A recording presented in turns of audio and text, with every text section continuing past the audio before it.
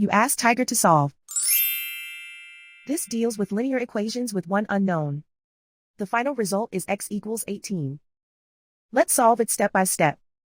Group all constants on the right side of the equation. Subtract 7 from both sides. Simplify the arithmetic.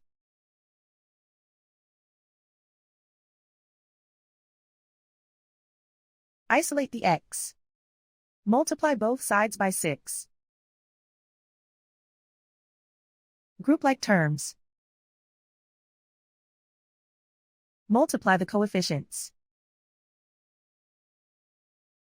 Simplify the fraction. Simplify the arithmetic. And so the final result is x equals 18.